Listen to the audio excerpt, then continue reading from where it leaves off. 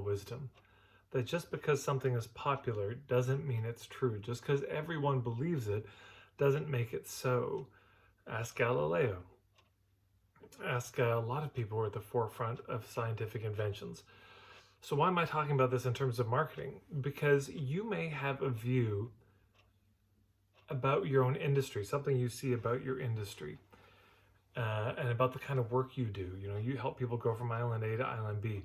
And there's probably a fairly accepted mainstream for your industry, your scene, way to get people from island A to island B. You know, if we want to reduce heart attack, the mainstream view would say eat less saturated fat and cholesterol. But you may say, wait a second, I don't actually think there's any direct relationship between lowering saturated fat and cholesterol and not having heart attacks. I think that's made up. So there may be the sacred cows, that exist in your scene, and you may disagree with them. Here's the challenge. Addressing those sacred cows is costly. I did a video a while ago called Dangerous Ideas that's worth checking out. So the reason I make this video is because I just want to remind you, it's very easy to be gaslit by the dominant whatever industry that you're in, society, your family, the social order, to say, well, if everyone believes it, it must be true. If there's a general consensus on it, then that has to be the way it is. But that's not necessarily true. If you want to go conservative, then yeah, you go with the consensus.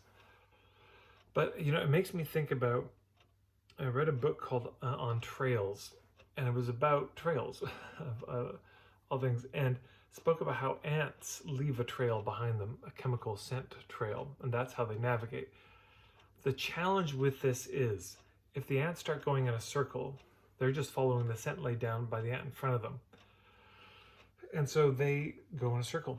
And from time to time, you'll find a big circle of ants just dead because they never got out of the circle. So you need the wandering ants. You need the ones that break away to see, is there anything better? Because after a while, they're walking, they're saying, man, there's no food. We've been walking for a long time. I don't see anything. And they don't realize they're going in a circle. So you need the people who step out of it. So this may be your role. Just because it's popular and everybody's walking in a circle doesn't make it the right thing to do. Just because everyone's jumping off a bridge, would you do it? So for all of us, there's going to be this balance of sticking with a conservative approach that most people agree with and trusting our gut and our instincts and saying, no, I think the proper approach is actually over here. This, of course, is much more difficult when not only do you think there's a little something wrong with the popular dominant view, but the whole thing you think is wrong. So it's just some encouragement from me. Trust your gut. You know, do your research, do your due diligence, dig in. But just because everyone else is saying it is not proof in its veracity and its truth. So that's all I've got to say. You may be a little nervous to speak up. You may see that all of your colleagues are going a different direction. But at the end of the day, to have integrity in what you do, you have to follow your own instincts on it. You have to go with your own taste, your own aesthetic, your own perspective and point of view. You have to go with your own understanding of the world. Don't let the world gaslight you. Don't let the world convince you otherwise. Now, you may be wrong, but I remember when I started doing improv, I was 16, I was in grade 10, and I killed it. It was funny. I won the Red Crimson Jersey of Honor every week. And then there was a period of time where my improv really suffered. And I realized looking back, because during that time I had no idea why I was sucking so bad, is I'd be sitting on the bench and I'd turn to my fellow players who I thought were funny or cooler than me, and I'd say, hey, I was thinking about doing this, what do you think? And kind of maybe trying to go for the laugh before it actually happened on stage. And they'd sort of, what? Oh, yeah, okay. Anyways, sometimes they say yes, sometimes they said no.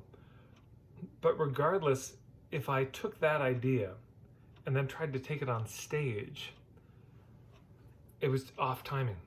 I'd had the idea 15 seconds ago and it didn't fit 15 seconds later.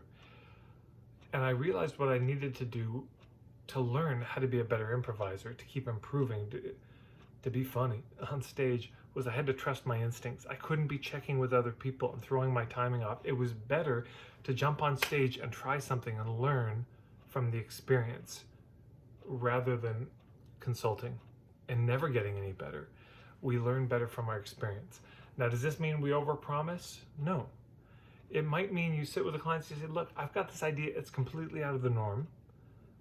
Here's my basis for thinking on it. I can't guarantee much, but you haven't gotten much from the usual results. Are you willing to try? You could do something like that. You just let people know how peripheral and marginal your view is. But people sometimes are willing to try. And that's often where the miracles happen, is at the margins. So just because it's popular doesn't mean it's true. Hopefully this was helpful. If you want some more help in your marketing, of course, I've got a lot more YouTube videos. But if you go to my website, you can check out, I've got a new starter kit that I'm offering, which gives you the full footage of my day-long workshop, the whole thing, plus a bunch of other goodies. I won't tell you about it. You can check it out on my website. And of course, thank you to everyone who subscribes to me here on YouTube. Thanks to everyone who likes the videos, who's sharing them in various places. Deeply grateful for that. And of course, you can follow me, Instagram, Facebook. I'm there as well. Take care, everyone.